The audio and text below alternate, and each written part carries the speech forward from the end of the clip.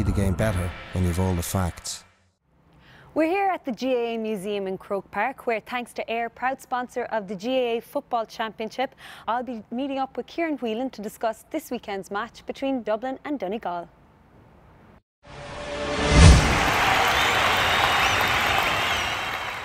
Ciaran, for the first time this season, Dublin are set to face Division 1 opposition. But how prepared are they for the business end of the championship with no real challenge to date?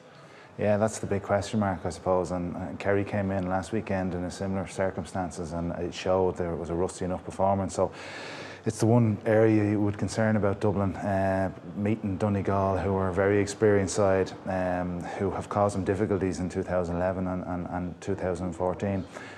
So it's going to be a significant challenge. It's worrying, you know, the Leinster Championship, Dublin weren't challenged really at all.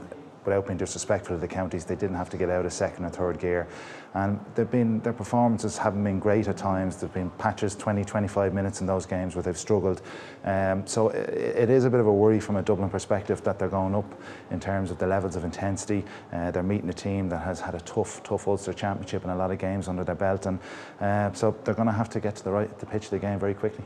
If Donegal are looking at Dublin and areas that they can exploit, they might look towards the 2 goals Dublin leaked against Laois. Will those weaknesses have been eradicated before Saturday? It's certainly something they will have worked on. They know that, you know, following that Laois game, they knew that the high ball caused them a bit of difficulty, and I know they've invested a lot of time in it. But if you look at Donegal's game, Donegal aren't using that long ball into Michael Murphy, and they've become very one-dimensional in their play. And you know, he spent a lot of time at the edge of the square last weekend against Cork, and they didn't put any ball into him. And under Jimmy McGuinness, I suppose they varied their style of play. They'd go for a period where they'd put very long direct ball in there, and they haven't done that this year. So you would expect that with Michael Murphy on the edge of the square, with Dublin with vulnerabilities in the full back line, that they will get ball in there. They will try and test that Dublin full back line. Paddy McBrearty scored 11 points against Cork last Saturday, the most any Donegal player has ever scored in Croke Park, 7 from play. But will he get the same freedom against Dublin?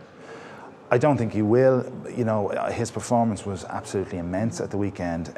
He reminded me of Bernard Brogan back in 2010, where he instinctively knew where the goal was. He was taking shots without even looking at the goal. It was an absolute incredible performance. As I said, Dublin will know that he is the key threat. You know, Michael Murphy isn't functioning at full level as you would expect, and Dublin are going to have to close down McBrearty, and I think Johnny Cooper will be given that job. They'll have to get their matchups right, and I think Johnny Cooper is a well-established, experienced defender in that Dublin full back line. Donegal are battle-hardened from the matches they've played in the Ulster Championship, but will that have taken its toll?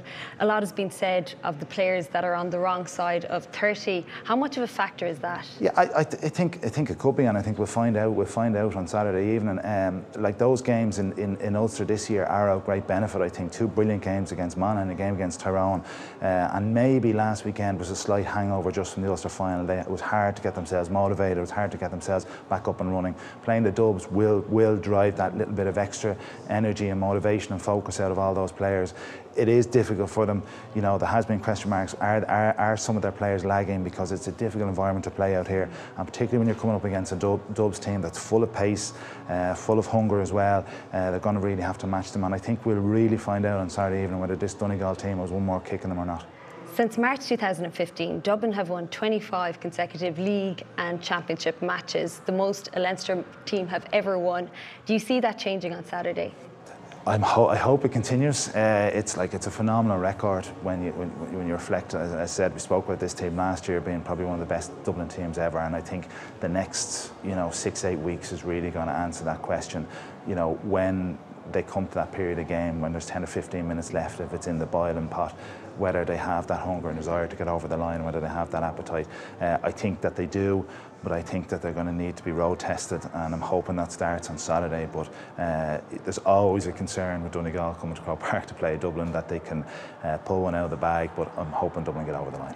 Well, Dublin are favourites, but if anyone can trouble them, it'll be Donegal. Be sure to check out eir GAA for weekly competitions and the chance to win tickets all the way up to the All-Ireland football final. My thanks to Ciaran. We'll be back in a few weeks with the semi-final previews.